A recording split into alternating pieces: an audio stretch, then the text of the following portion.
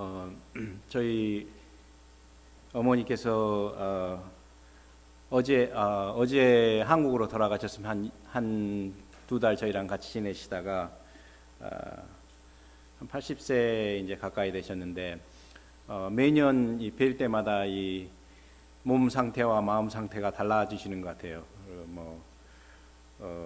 쇠약해지시고 또 내년을 기약할 수 없을 만큼 이렇게 여려지시는 모습을 보면서 제 마음이 상당히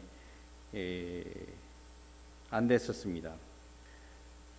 그러시면서도 마음은 항상 이 젊을 때하고 비슷하셔가지고 자꾸 뭘 하시려고 그러세요. 뭐 콩도 심으시려고 깻잎도 심으시고 뭐 고추도 심으시고 그래가지고 그 아픈 몸을 이끄시고 일하시는 모습을 볼 때 제가 아주 더 마음이 안 좋아요. 하지 마라 그래도 안 되고 왜 그렇게 하실까?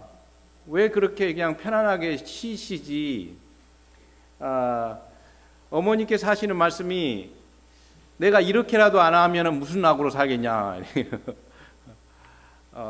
머리도 정신도 혼미해지고 몸도 허약해졌는데 이렇게라도 해서 너네들 먹이고 너네들 먹는 거 보면 내 마음이 즐겁다.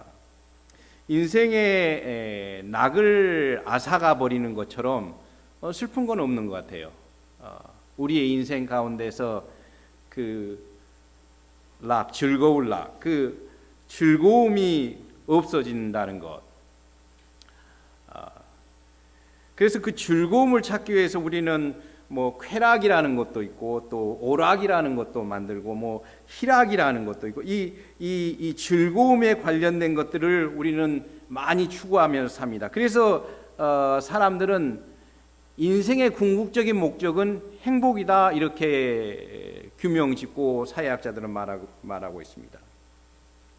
그런데 이 행복이라는 것은 행복을 추구하는 우리 인간들이라고 이렇게 우리가 말을 하지만은 이 행복이라는 것은 성경에 그렇게 많이 나오지 않아요. 이 행복이라는 말은 사실은 좋은 말이 아닌 것 같아요. 왜냐하면 이 행복이라는 것은 이 외부적인 환경에 의해서 만들어진다고 볼 수 있습니다. 내가 행복해지려면은 내 자식이 잘 돼야 되고 내 사업이 잘 돼야 되고 내가 건강해야 되고 내가 좋은 것을 먹고 좋은 것을 보고 재미있는 것들을 하면은 내가 행복해진다고 생각을 하고 있고 그런 사람을 행복한 사람이라고 그렇게 말합니다. 근데 그 행복은 그런 외부적인 조건에 의해서 좌우되기 때문에 외부적인 조건이 완전하게 다 갖춰진 사람이었기 때문에 항상 행복하지 않는 상태에서 우리는 살게 되는 자기 자신을 봅니다. 돈은 많지만은 건강이 안 좋은 사람, 뭐 사업은 잘 되는데 자식이 말썽을 피우는 사람, 뭐 이런 경우에 이 행복할 수 없는 거죠. 그래서 성경에서는 노아는 행복하였다 이렇게 말하지 않아요. 뭐 다윗은 행복하였다 이렇게 말하지 않습니다. 성경에서 나오는 모든 사람들은 행복한 사람이 아니라 기쁨이 있는 사람이었어요. 이 기쁨을 성경에서 희락이라고도 말하는데 조이, 이 기쁨은 이 내적에서 나오는 기쁨이고 이 환경하고 상관없이 나오는 내적인 어떤 하나님의 에너지입니다. 그래서 기쁨을 아는 사람들하고 행복한 사람들하고는 차이가 많이 있어요. 교회에 사람들 모으기 힘들죠. 특히 뭐 이렇게도 이렇게 저렇게도 안 되고 수는 줄어가고 참 교회는 행복한 사람이 오는 곳이 아닙니다. 그래서 세상이 행복해지면 행복해질수록 교회에는 사람이 더 줄어들어요. 교회는 제가 이 미국 교회에 이제 정도 붙이고 이렇게 좀 알아가니까는 이 미국 교회 사람들이 너무나 팔자가 기교해요. 우리 한국 분들이 이 팔자가 세다고 그러는데 제가 들어보니까는 이게 너무너무 슬픔과 고통과 즐거움과 모든 것을 이 안고, 모르겠어요. 유레카에 사는 사람들만 그러는지 모르지만은 그래서 행복한 사람들이 교회에 나오지 않은 것 같아요. 누가 교회에 나오느냐? 그 즐거움과 고통과 힘든 삶 속에서 기쁨을 맛본 사람들이 교회에 나오더라고요. 항상 웃고 항상 스마일하고 그런 그 80대, 70대 그런 노인분들의 속 이야기를 들으면은 끊임없는 육체적인 고통이라든지 뭐 가족 간의 그런 문제, 이런 것들 속에서 하나님이 주시는 기쁨이 없으면은 감당하기 어려운 그런 삶 속에서 그런 분들이 교회에 나오는 것을 제가 봤습니다. 기쁨과 행복은 다른 것입니다. 그래서 행복을 추구하면 우리는 반드시 실망하게 되고 기쁨을 누릴 수가 없습니다. 그래서 나이가 들면 들수록, 인생이 더 힘이 없어지면 없어질수록 우리는 행복 중심의 삶을 기쁨 중심의 삶으로 바꿔치기 할 수 있는 그런 방법을 알아야 돼요. 그래서 내 삶의 원동력이 외부적인 행복에 의해서 결정되는 것이 아니라 내부적인 기쁨에 의해서 이끌어져 간다는 것을 체험할 때만이 우리는 잃어버린 즐거움을 찾을 수 있습니다. 여기 시편 51장에 아주 행복한 사람이 잃어버린 기쁨을 경험한 사람의 이야기가 나오는데 바로 다윗입니다. 다윗은 아주 행복한 사람이었겠죠. 왕이었고 돈도 많고 권력도 많고 뭐 원하면 부인도 많고 부족한 게 없었던. 근데 이 사람이 기쁨을 잃어버렸어요. 그것이 이제 51장에 나오는데, 행복하지만은 우리 미국에 사시는 여러분들처럼 행복하시지만 좋은 집에 살면서 적당하게 뭐 부족함 없이 사지만은 기쁨이 없는 그러한 삶을 제가 돌이켜 보면서 여기에 있는 다윗을 한번 살펴보겠습니다. 시편 51편 8절부터 읽겠습니다. 나로 즐겁고 기쁜 소리를 듣게 하사 주께서 꺾으신 뼈로 즐거워하게 하소서. 즉 다시 말하면 즐겁지 않다는 말이죠. 주의 얼굴을 내 죄에서 돌이키시고 내 모든 죄악을 도말하소서. 하나님이여 내 속에 정한 마음을 창조하시고 내 안에 정직한 영을 새롭게 하소서. 나를 주 앞에서 쫓아내지 마시고 주의 성신을 내게 거두지 마소서. 다윗이 모든 것이 있음에도 불구하고 기쁨이 없었던 모양이에요. 그래서 창가를 이렇게 들여다보고 있는데 저쪽 마을 안에서 어떤 아낙네가 목욕을 하고 있어서 신하를 통해서 불러와라. 불러봤더니 이 자기가 아는 충복의 신하의 부인이었어요. 우리아의. 그래도 뭐 기쁨을 채우기 위해서 그랬는지 그만 이 여자를 범하고 말았습니다. 근데 거기에서 일이 딱 끝났으면은 뭐 실수로 뭐 세상 사람 말로 원나잇 스탠드 같은 걸로 끝났을 텐데 이 여자가 아기를 뱄어요. 그러면 이제 증거가 남을 거 아닙니까? 그래서 고심 끝에 전장에 있던 우리아를 불러왔습니다. 그래서 이 아기에게 잉태한 이 아기가 내 아기가 아니라 그 아버지의 아이처럼 속이게 하기 위해서 이렇게 방에 들어가서 자라. 그랬더니 이 우리아는 내 전우들이 피땀을 흘리면서 지금 전통을 하고 있는데 내가 어떻게 가서 내 사사로운 욕구를 채우겠습니까? 그리고 문 밖에서 방에 들어가지 않고 문 밖에 서 있었어요. 그리고 그 다음날 전쟁으로 떠납니다. 다윗은 자기의 그 죄를 감추기 위해서 아주 사악한 꾀를 세워가지고 그 남편을 불러왔지만 그것도 먹히지 않자 이번에는 군대 장관을 시켜가지고 전 돌격을 하고 그 다음에 갑자기 후퇴를 하되 우리야만 그 부대만 먼저 가게 하고 갑자기 후퇴를 하라고 그랬습니다. 그래서 이 아주 정치와 이 세상사에 능한 이 군대 장관은 그게 무엇을 원하는 것이, 왕이 무엇을 원하는지 알고 그렇게 시키는 대로 했습니다. 그리고 우리야는 죽었어요, 적의 손에. 그리고 모든 증거가 다 인멸이 되고 증인이 다 없어져서 다윗은 거꾸로웠지만은 그냥 일이 마무리된 걸로 일단락을 지었는데, 어느 날 갑자기 나단 선지자가 궁궐에 들어와서 이런 이야기를 했죠. 100마리 가진 양을 가진 소를 가진 이 사람이 있었는데, 어느 날 손님이 왔는데 그 100마리 중에 한 마리를 잡아 주기가 아까워서 한 마리 애기중지하고 있던 그 한 마리 갖고 있는 그 목자의 소를 빼앗아 가지고 잡아가지고 손님을 대접했다. 그러니까 이 사람이 아주 노발대발해, 어떻게 그렇게 할 수가 있느냐, 당장 잡아오라 그래서 내가 능지처차 말이라. 그게 바로 당신입니다. 그 이야기를 듣고 이 51편의 시를 읽었습니다.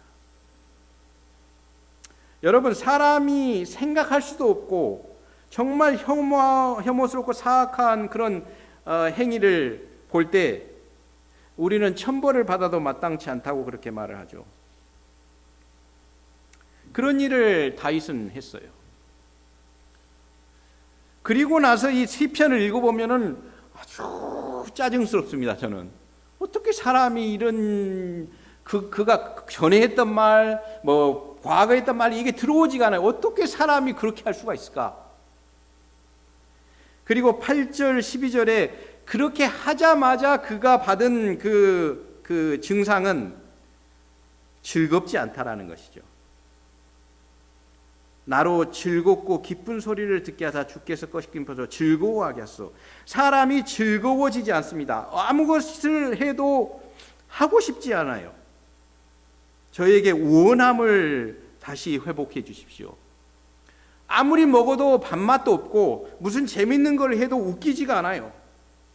우리의 삶 속에 기쁨이 사라지는 이유는 우리의 마음의 샘에 이처럼 뭔가가 쌓여있기 때문이었습니다. 뭐가 꽉 차 있어요. 제가 우리 이번 여름에 여름이 되니까는 이제 그 밭에 이렇게 물도 줘야 되고 이렇게 농사 짓는데 이렇게 물도 줘야 되는데 우리 어머니 물이 너무 많이 쓰셔가지고 수도세가 올라가가지고 다른 방법을 써야 되겠다. 그래서 제가 옛날에 저 밑에 샘이 하나 그 땅에 있다는 걸 제가 알고 있어요. 그래서 샘을 한번 뒤지러 갔어요. 그래서 정말 거기에 이렇게 뭐 움막처럼 해가지고 샘이 있는데 뭐 수십 년 동안 이렇게 해가지고 그냥 샘이 이렇게 터두리는 있는데 거기에 모래나 뭐 돌이나 흙이나 뭐 이런 게 꽉 차여져 가지고 다 막혀 있어요. 그래서 제가 이제 좀 포기하지 않는 스타일이라서 그걸 파기 시작했습니다. 샘을 이렇게 파는데 거기에 이렇게 거의 시궁창이죠. 그냥 뭐 모래 이런 것들이 막 있어. 그 샘을 파니까는 우리 어머니께서 막 이 미친놈아 왜 그런 짓을 하냐 그러면서 안 되신 것 같아요. 이렇게 이 구정물을 쓰고 이게 막 파니까는. 근데 저는 그걸 파면서 내 마음이 이렇게 막혔겠구나. 수십 년 동안 살면서 이 샘이 막히니까 이 삶의 앙금이죠. 삶의 앙금이 마음속에 하나씩 이렇게 앉히니까는 물이 고일 수가 없는 거예요. 그 샘을 파니까 거기에 물이 고이기 시작하는 거예요. 더 깊이 파면 깊이 팔수록 새로운 물들이 그 샘 안에 차기 시작하는 것입니다. 우리가 즐겁지 않는 이유는 아마도 우리의 마음속에 있는 이 샘을 파는 것을 잊어버렸기 때문에 그런지 몰라요. 그냥 쌓이고 쌓인 그 앙금 속에서 살다 보니까는 마음에 물이 더 이상 있지 않는 것입니다. 그래서 다윗은 끊임없이 이 51장에 깨끗하게 해 주십시오. 이런 말을 합니다. 항상 깨끗하게 해 주십시오. 내 죄과를 도말하소서. 나의 죄악을 맑게 씻기시며 나의 죄악을 깨끗게 해 주십시오. 우슬초로 나를 정결케 하소서. 내가 정하리라. 나를 씻으소서. 내가 눈보다 희리라. 마음을 깨끗하게 하는 길만이 우리의 삶 속에 기쁨을 돌아오게 하는 것입니다. 근데 어떻게 마음을 깨끗하게 할 수 있습니까? 어떻게 마음을 깨끗하게 할 수 있을까요? 깨끗하게 해야지 이렇게 하면 깨끗해질까요? 왜 다윗은 이렇게 하나님한테 제발 좀 내 마음을 깨끗하게 해달라고 이렇게 지금 탄식하는 것일까요? 어렸을 때 여러분들이 애를 키워볼 때 애가 똥 싼다고 때리신 적 있으세요? 똥 싼다고 때리지는 않아요. 그렇지만 똥을 닦으려고 할 때 똥을 안 닦아도 된다고 우는 애들한테는 엉덩이를 좀만 때려야죠. 하나님께서는 우리가 죄를 짓는다고 때리지 않으세요. 근데 죄를 안 닦으려고 하면은 이 엉덩이를 맞는 것입니다. 우리는 죄를 안 지을 수가 없어요. 화장실에 가기 싫으시면 냄새가 고약해서 가기 싫으면 안 먹으면 돼요. 그렇죠? 그렇지만 안 먹을 수 없죠. 목욕하기 싫으시면은 그냥 돌아가시면 됩니다. 그렇지만 사는 한은 아침 저녁으로 씻어야 돼요. 우리가 사는 한은 죄를 씻어야 됩니다. 죄를 안 짓으려고 노력하면은 할수록 우리는 실망하게 되고, 그렇지만은 죄를 씻는 법을 모르면은 우리는 큰 문제에 빠집니다. 그래서 죄를 깨끗게 할 때 첫 번째 사람들이 쓰는 방법은 죄를 안 지으면 된다 이렇게 생각을 해요. 죄를 안 지어야지. 근데 그거는 마치 내가 화장실에 안 가야지 밥만 먹고 이런 생각을 하는 거하고 똑같아요. 아니면은 내가 깨끗하게 하면은 목욕을 안 해도 되겠지 이런 생각하고 같습니다. 제가 어렸을 때 여러분들한테 서스름이 없는 관계니까 제가 많이 했을 수도 있고 또 해도 된다고 생각하는데, 제가 16살 때까지 이 오줌을 쌌습니다. 이불에다가. 화장실에서 싸는 게 아니에요. 이불에다가. 근데 두세 달까지 싸는 거는 기꺼이 어머니께서 이렇게 갈아주시는데, 이제 6살, 10살, 그 다음에 국민학교 3학년 계속 싸는 거예요. 그런데 그걸 제가 싸고 싶어서 쌌겠어요? 저녁 이 노이로제 잠자기가 싫어요. 노이로제가 걸려요. 제가 꿈에서 물만 보면 아침에 일어나 보면 호수가 되어 있고, 분명히 꿈에서 내가 나무가에서 쌌는데 아침에 일어나면 이불에 옷이 쌓여 있고, 물만 관련돼 있으면은 물이 오줌이 쌓여 있는 것이.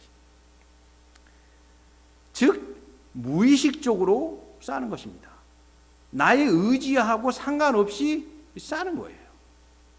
우리가 죄를 짓는 것이 나쁜 생각 안 하겠다 하면 안 해지는 게 아니에요. 무의식적으로 나쁜 생각이 드는 것이에요. 무의지적으로 이기적인 반응이 나오게 되어 있습니다. 그래서 저는 배웠어요. 오줌을 싸는 게 이렇게 무의식적으로 무의지적으로 상관없이 싸는 것이니까 이거는 내 잘못이 아니다. 근데 사람들은 다 친척들 오고 형들 오고 다 보면 나한테 잘못했다는 거예요. 나한테. 그래서 두 번째 방법을 고안했습니다. 모르게 하자. 오줌을 싸지만 모르게 싸자. 그래서 누구보다 먼저 일찍 일어납니다. 그리고 얼른 갈아입어요. 그리고 그 요를 그냥 막 닦아가지고 마르게 좀 하려고 막 노력을 합니다. 그래도 감쪽같이 할머니가 알아내요. 너 오늘 또 쌌구나. 그래서 그 다음 방법으로는 이렇게 바꿔치기를 합니다. 제가 있는 자리에 이제 흥건하게 젖어 있으면 나는 이쪽 마른 자리를 가고 동생을 그쪽 발로 좀 밀어넣어요. 동생을. 숨기는 거, 죄를 안 지을 수 없기 때문에 죄를 숨기려고 하는 것이 우리의 2차 방어 자세입니다. 그래서 다윗은 그걸 숨기고 싶었어요. 자기가 어쩔 수 없이 죄를 지었는데, 너무 이뻐가지고 죄를 지었는데, 말도 안 되는 죄를 지었는데 이거를 감춰야 되겠다 이거예요. 적어도 남편에게는 감춰야 되겠다. 근데 감춰지지가 않아요. 남편이 감춰지지가 않아요. 남편이 너무 어려운 사람이에요. 그래서 남편을 죽여요. 그러면 감춰지겠지.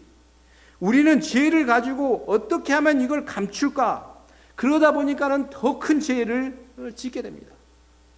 마치 우리가 성공적으로 감추면은 우리가 하얘지겠지. 우리가 의해지겠지. 의롭게 되겠지.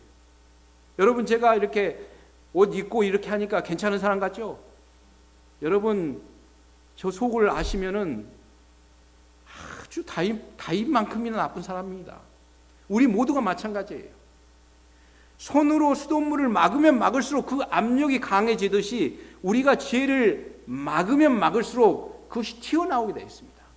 그래서 다윗이 말했어요. 내 죄가 항상 내 앞에 있나이다. 내가 내 죄가를 아오니, 이렇게 말했어요. 다윗이 다른 사람은 모를 수 있어요.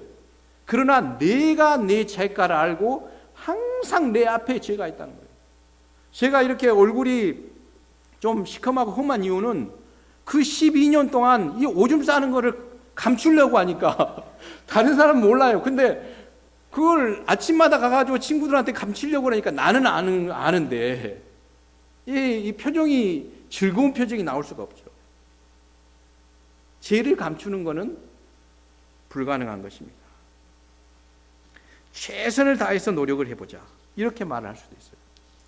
우리는 오늘도 행함, 이렇게 믿음 이런 말 나오는데 우리 교인들 아주 약하죠. 최선을 다해서 하면은 하나님께서 인정해 주시겠지. 그러나 여러분, 불행하게 우리는 최선을 다하는 것이 무엇인지도 잘 몰라요. 솔직히 말하면 우리는 선과 악도 잘 구분을 못해요. 우리는 나름대로 알라고 생각하지만은 우리 집에 파리가 여러 마리 요즘 날아다닙니다. 파리가 이렇게. 저는 상관없어요. 파리도 그냥 날아다니고 그러지. 저희 집사람이 아주 깔끔한 사람이에요. 파리를 보면은 그냥 인생이 뒤집어지는 것 같아요. 왜 이렇게 집이 더럽냐고 그러면 파리를 잡지 않으면은 아주 제가 곤욕을 당합니다. 그래서 집안의 평화를 위해서 파리를 이제 잡으러 다니는데 그 파리가 얼마나 빠르고 영특한지 쉽게 잡혀지지 않아요. 파리는 자기가 살기 위해서 최선을 다해서 노력을 하는 거예요. 내 입장에서는 파리가 살아있으면 내가 아주 불행해지니까 파리를 죽이려고 하는 것이고, 그러면은 파리 입장에서는 지금 자기가 살려고 하는 게 자기에게는 선이고 내가 악이죠. 내가 자기가 죽이려고 하니까. 내 입장에서는 파리가 살아있는 게 악이고 죽이는 게 나한테는 선이에요. 이처럼 우리는 모든 매사에 있어서 어떤 걸 판단할 때 나를 생각을 하고 나한테 좋은 거는 선이고 나한테 나쁜 거는 악이라고 판단하면서 살아갑니다. 그런 판단 속에서 당신은 이렇게 합니다, 이렇게 하시오, 이렇게 하면서 살아가고 있어요. 최선을 다한다는 것이 곧 나를 위해서 최선을 다하는 것이지 그 사람을 위해서 최선을 다한다고는 말할 수 없습니다. 제가 그 유레카로 이사 갔는데 참 외롭고 사람도 모르고 그러는데 어떤 미국인 한 친구가 와서는 그냥 얼마나 따뜻하게 맞아주는지 자기 집에도 데려가고, 그 다음에 산에 가서 그 캐빈에 가서 산에 가서 같이 운전해 가지고 산꼭대기 가가지고, 거기는 그 산에 함부로 들어가지 못해요. 왜냐하면 그 마리아나 키우는 사람이 많기 때문에 산에 한번 들어가면 총 맞습니다. 그래서 산은 있지만은 함부로 들어갈 수 없는데 그 친구 문을 한 두세 개 해가지고 다 마리아나 키우는 사람들이에요. 근데 그 사람은 교인이기 때문에 안 키우는데 거기 가서 나무 자르고 그냥 저는 미국 가서 처음으로 그런 환대를 받아봤습니다.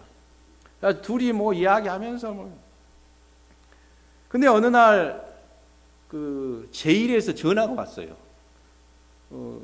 네가 이 사람 아냐? 그래서 아는데 그 사람 보석금을 좀 내라고.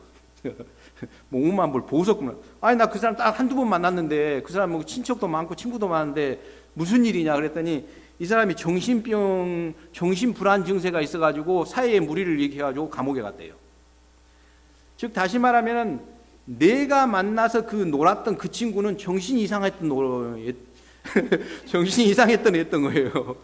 그래서 알아봤더니 그 사람이 원래는 그런 사람이 아니었대요. 너무나 이렇게 소심하고 세심하고 수줍고 말도 잘하고 이런 사람이었는데 정신이 약간 가가지고 그렇게 활발한 사람이 됐다는 것입니다.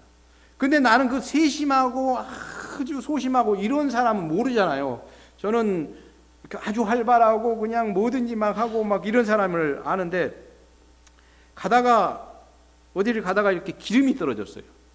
기름이 떨어지니까는 그 친구가 자기 돈 많다고 자기 막 100불짜리가 막 이렇게 꽂혀져 있어요.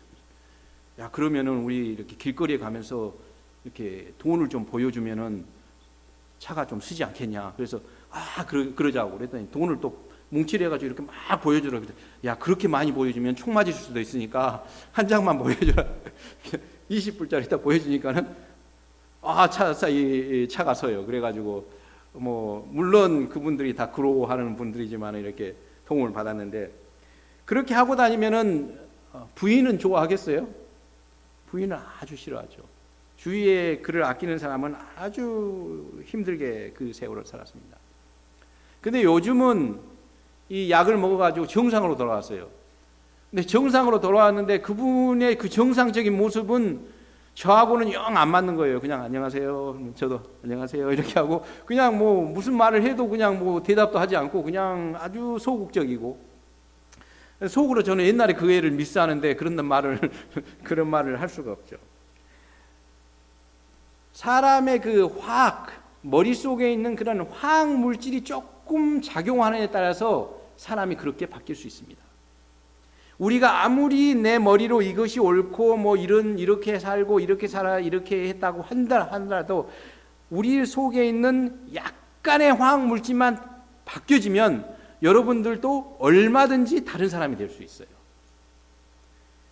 이 모든 생각하는 것과 모든 바라는 것과 모든 퍼스널리티 이런 모든 것 자체가 내 거라고 말할 수가 없는 것입니다. 그래서 이러한 죄의 그 상태 속에서 내가 할 수도 없고 내가 씻을 수도 없고 내가 관리할 수도 없는 그러한 죄 속에서 우리가 살아가고 있기 때문에 죄를 씻는다는 것이 어떤 것인지 우리가 명확하게 이해를 해야 됩니다. 왜냐하면 내가 이게 말했듯이 내가 모태에 잉태되었고 어머니께서 나를 죄 중에서 잉태하셨고 그 다음에 내가 죄를 어떻게 할 수도 없고 내 생각하는 모든 것이 사실은 죄에 관련이 되어 있는데 죄를 지금 씻어달라고 다윗이 그렇게 말을 합니다. 씻는다는 것은 죄를 씻는다. 죄는 없앨 수가 없어요. 죄는 없어지지 않습니다. 마치 여러분들이 얼굴에 뭘 묻었을 때 이 얼굴에 이걸 더러운 것을 닦을 때 이 더러운 것이 없어지진 않아요. 그것이 다른 데로 옮겨갈 수는 있어요. 예를 들면은 물로 씻으면 그 더러운 것에 물이 붙으면은 내 얼굴에는 깨끗해져요. 예를 들면 수건으로 내 얼굴을 닦으면은 그 더러운 것이 수건으로 옮겨갈 수는 있어요. 그렇지만 더러운 것이 없어지지는 않습니다. 그것을 성경적으로 말하면 대속이라고 그래요. 대속. 우리의 죄가 그냥 없어지지는 않아요. 그렇지만 우리의 죄가 옮겨갈 수는 있다는 거예요. 우리의 죄가 옮겨가면 우리는 깨끗해지는데 그것을 대속이라고 그럽니다. 그래서 이스라엘은 수천 년 동안 이 깨끗해지는 것을 제사와 번제로 해결을 했어요. 제사와 번제를 드리면서 깨끗해졌습니다. 근데 이 다윗은 이렇게 말하죠. 15절에 주는 제사를 즐겨 아니하시나니 그렇지 않으면 내가 드렸을 것이라. 주는 번제를 기뻐하지 아니하시나이다. 이 말은 뭔 말입니까? 내가 100번 소를 잡아 제사를 드려도 내 죄가 안 없어진다 이거예요. 그러면 죄가 어떻게 없어질까요? 죄가 어떻게 옮겨갈 수 있을까요? 죄는 사실 우리의 죄는 소외로 이렇게 옮겨가는 게 아니에요. 뭐 양으로 이렇게 옮겨가는 것이 아닙니다. 그것은 다 상징적이고 우리의 죄는 우리가 다 알다시피 우리의 구세주 예수 그리스도께로 옮겨가야 되는 것입니다. 죄에는 항상 그 죄의 파급 효과를 생각해 보면은 죄를 중심으로 가해자와 피해자가 있게 마련이에요. 가해자, 피해자. 죄를 지은 사람이 가해자고 그 죄를 당한 사람이 피해자입니다. 그래서 우리가 살인을 하면 나는 가해자 되고 살인을 당한 사람은 피해자가 돼요. 죄의 피해자는 누굴까요? 나의 죄의 피해자는 누굴까요? 예수님이세요. 왜 예수님이 나의 죄의 피해자냐? 예를 들면은 교회에 늦게 온다, 아니면 교회에 빠졌다. 그러면은 그 피해자는 누굴까요? 내가 늦게 왔으니까 내가 가지하면은 이게 뭐 교회에 안 늦게 오는 게 큰 죄는 아니에요. 그렇지만 약간의 죄가 될 수 있어요. 왜냐하면 누군가가 피해가 되면은 누가 제일 피해를 받을 것 같아요? 교회를 사랑하는 사람이 피해를 당해요. 그렇죠? 교회를 사랑하는 사람은 교회에 사람이 없으면은 마음이 아파요. 그래서 그 사람, 그리고 만약에 하나님이 교회를 사랑한다고 우리가 생각을 하면은 하나님 마음이 기쁠까요, 아플까요? 아프게 돼 있어요. 만약에 내가 나에게 잘못을 하면은 누가 마음이 아플까요? 나도 마음이 아프겠지만은 나를 가장 사랑하는 분이 마음이 아픕니다. 그것이 부모든지 하나님이시든지. 그래서 나를 사랑하는 사람을 내가 괴롭게 하려면은, 나를 괴롭게 하면은 그 아픔이 시원해지게 되어 있습니다. 우리가 죄를 지으면 우리는 죄인이기 때문에 어느 정도 죄를 감내하면서 살 수가 있어요. 그렇게 바들이 되지 않습니다. 그렇지만은 우리를 보시는 하나님은 마음이 아주 아프세요. 내가 죄를 지을 때, 내가 이기적일 때 나는 별로 괜찮아요. 나는 이기적으로 태어났으니까. 그렇지만 그거를 보고 계신 하나님이 너무나 마음이 아프시다는 겁니다. 그래서 바울은 이렇게 말했어요. 내가 주께만 범죄하여 주의 목전에서 악을 행하였습니다. 이렇게 말했습니다. 우리가 하는 모든 죄는 우리는 가해자고 피해자는 우리를 사랑하시는 완전하신 하나님이십니다. 자식이 잘못되면 그 아픔은 아버지가 느끼게 되죠. 그래서 이 상황에서 누가 피해자입니까? 다윗이 우리아를 죽이고 우리아의 아내를 취해서 자기 여자로 만들고 이랬을 때 우리아는 피해자죠. 그렇지만 우리아는 이 속사정을 몰라요. 그렇죠. 전혀 모릅니다. 그래서 그는 그냥 장렬하게 조국을 위해서 전사한 영웅으로 죽었어요. 우리아의 아내는 솔로몬 왕의 어머니가 됩니다. 즉 다시 말하면 왕의 어머니가 돼요. 팔자를 고쳤죠. 다윗은 기쁨을 잃어버렸습니다. 이 상황 가운데서 가장 마음이 아프신 분은 오직 하나님이셨어요. 우리아의 분을 아시고 모든 사람의 아픔을 아시고 서러움과 실망과 이 모든 것을 체험하신 분은 하나님이셨습니다. 하나님의 고통, 하나님의 고통이 다윗에게 느껴지는 것입니다. 십자가는 이 세상 사람들에게 단순히 나를 믿으면 너가 구원을 얻으리라 이런 그냥 구원의 메커니즘이 아니라 내가 얼마나 아프다, 내가 아프다 이 말을 하는 거예요. 너의 그 죄가, 너의 그냥 생각 없이 한 죄가, 너가 옳다고 생각했던 그 죄가 내가 이렇게 아프다, 마음이 너무 아프다, 내가 너를 사랑한 만큼이나 내 마음이 아프다. 아프다는 동경입니다. 그래서 다윗이 이렇게 말했어요. 하나님은 주는 제사를 즐거워하지 아니하시고 그랬더라면 내가 제사를 몇 백만이라 드렸을 것입니다. 주께서는 번제를 기뻐하지 아니하시고 하나님이 구하시는 제사는 상한 심령이라고 그랬어요. 상한 마음. 즉 다시 말하면 상한 마음을, 하나님의 상한 마음을 이해하는 나의 상한 마음. 내가 아프다. 왜 자식들이 자기 원하는 대로 다 살고 이기적으로 살지 않은지 아십니까? 그렇게 하면 나를 가장 사랑하는 엄마의 마음이 아프기 때문에 그렇게 살지 않아요.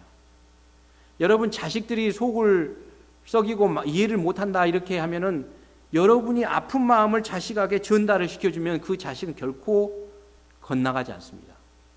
나쁜 자식과 좋은 자식의 차이는 그 부모의 마음이 어떻게 하면 아픈지 안 아픈지 아는 자식은 좋은 자식이고 그걸 모르면 나쁜 자식이에요. 그래서 저는 우리 형이 아주 나쁜 자식이라고 생각했어요. 왜냐하면 맨날 술 담배 먹고 학교 다닐 때 그래가지고 어머니가 신경통이 아파가지고 그냥 맨날 그렇게. 근데 요즘은 제가 이제 어머니한테 짜증도 부리고 막 그러면은 형이 전화를 해요. 그러지 말아라. 내 마음이 아프다. 엄마가 아프다. 우리 어머니, 우리 형님이 이제 엄마의 아픔을 아는 것입니다. 좋은 신앙인하고 나쁜 신앙인은 하나님이 마음이 아프다는 것을 아는 신앙인이 좋은 신앙이에요. 내가 이렇게 하면 하나님의 마음이 아프겠구나. 내가 이렇게 하면 하나님의 마음이 좋으시겠구나. 내가 어떻게 하면 좋고 내가 어떻게 하면 싫고 이거는 그 초등학생 때 자기밖에 몰랐을 때 하는 신앙이에요. 신앙이 성숙한 사람들은 내가 교회에 늦게 가면은 나는 편하지만 하나님이 아프겠구나. 내가 이렇게 이기적으로 살면 나는 괜찮지만은 하나님이 아프시겠구나.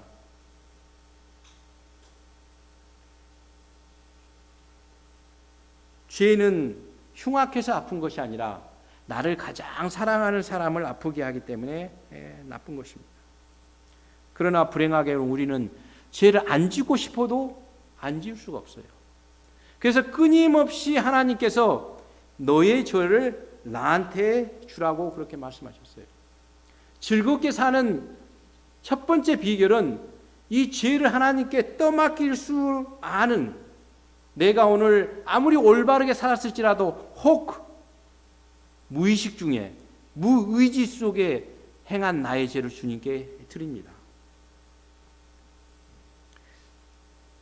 그리고 내 속에서 하나님께서 선한 영을 창조하시는 체험을 하는 것이, 그게 기쁨이에요. 나같이 아주 몰인정하고 독한 놈의 마음속에서 새로운 영이 내어서 그 사람을 위해서 기도하는 그러한 마음이 생기는 것을 볼 때 기쁨이 생기는 것입니다. 주님께서 기뻐하시는 것이 무엇인지 알게 되는 것입니다. 어떻게 우리가 기쁨을 회복할 수 있겠습니까? 저희 그 유레카교회에는 놀랍게도 입양하는 사람들이 많아요. 미국 사람들이 그런지 참 입양하는 사람들이 많더라고요. 근데 입양하는 사람들의 또 삶이 또 기구예요. 그래서 저도 좀 입양을 해볼까 하다가도 이게 보통 일이 아니에요. 근데 자기 자식도 아니고 남이 사고 쳐가지고 난 애들을 이렇게 이제 거두어서 보는데, 그런 애들이 이렇게 물론 잘 자라서 성공하고 이렇게 한 케이스도 있지만은 잘못된 케이스도 아주 많아요. 근데 또 심심치 않게 그런 애들이 자기를 키워주고 그렇게 정성스럽게 희생하면서 새로운 삶을 준 그 부모를 고소하는 경우가 있어요. 내가 자랐을 때 어뷰즈를 당했다, 내가 자랐을 때 핍박을 받았다, 이렇게 해서 아주 곤란한 그런 경우를 당하는 걸 많이 봤습니다. 우리가 그런 입양자입니다. 사실은 하나님께서 우리를 입양하셔가지고 그렇게 다 주고 했지만은 결국은 우리가 하나님을 고소하고 그런 상황에서 사단의 편을 들면서 우리를 키워주신 부모를 우리가 생육한 거죠. 죄는 결코 기쁜 토픽은 아닙니다. 그러나 죄가 없어지지 않으면 결코 우리는 즐거움을 체험할 수 없습니다.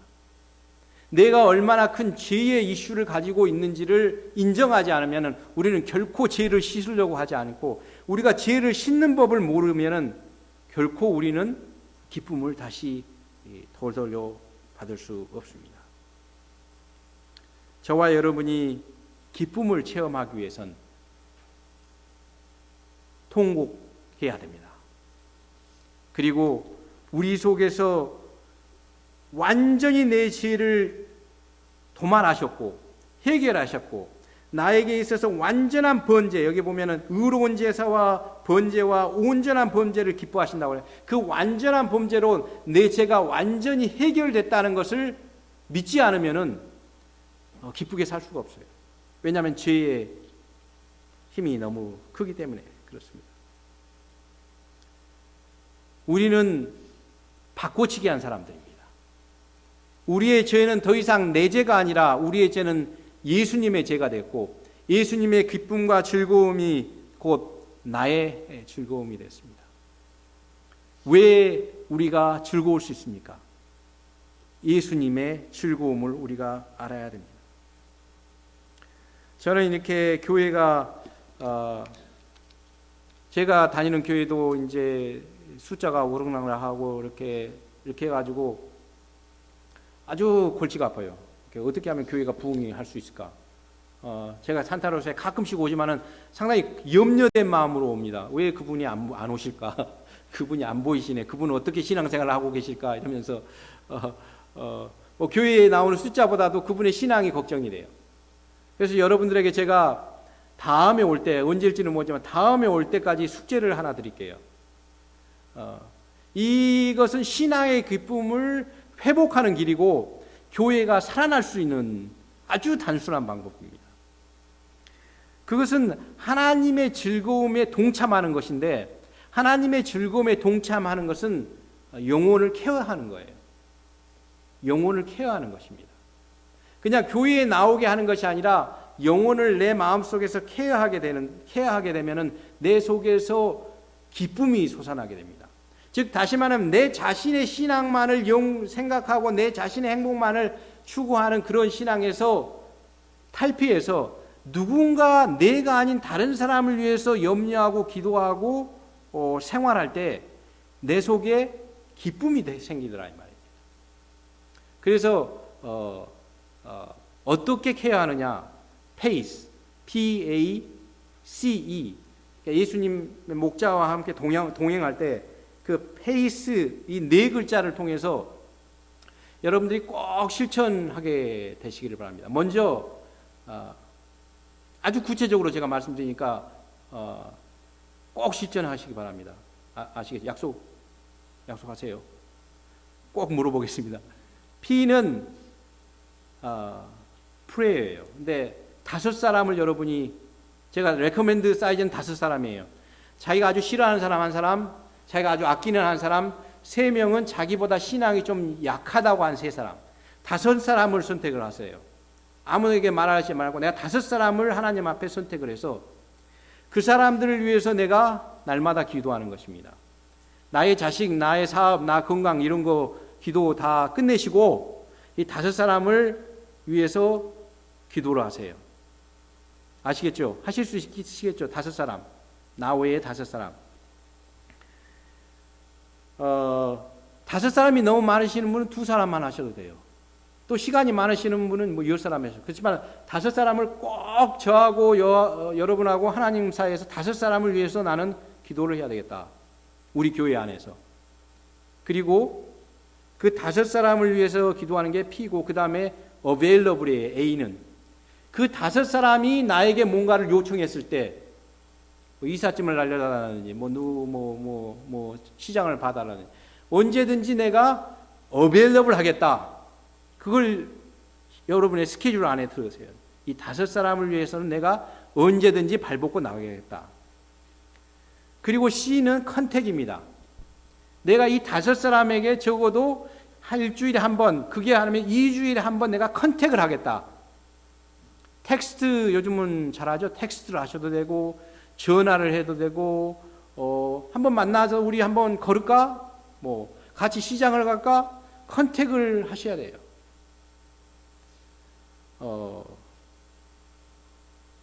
컨택을 못하게 사단이 우리를 그렇게 이간질하고 있습니다. 컨택을 하셔야 됩니다. 마지막으로 E는 evaluation이에요. 내가 일주일 살면서 기도를 했는가? 몇 사람을 컨택을 했는가?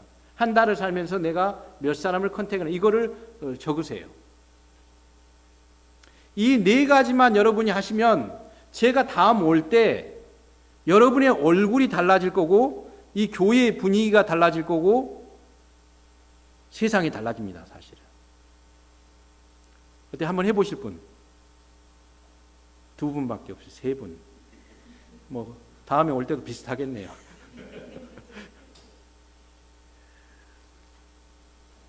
즐거움을 되찾는 방법은 세상의 그 오락이나 쾌락이나 또 행복처럼 힘들지 않아요.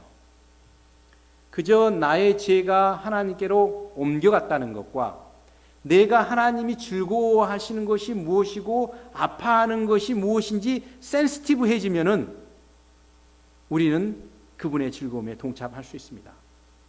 하나님이 관심이 있으시고 하나님이 기뻐하시는 영혼을 케어하시고 자기 자신에서 잊어버리는 그런 신앙생활을 우리가 하심으로써 기쁨이 우리의 얼굴에, 기쁨이 우리의 마음에 쌓여서 하나님 안에서 기쁘고 참 복스러운 그런 신앙의 여정을 사는 여러분과 제가 되기를 간절히 바라면서 말씀하시겠습니다.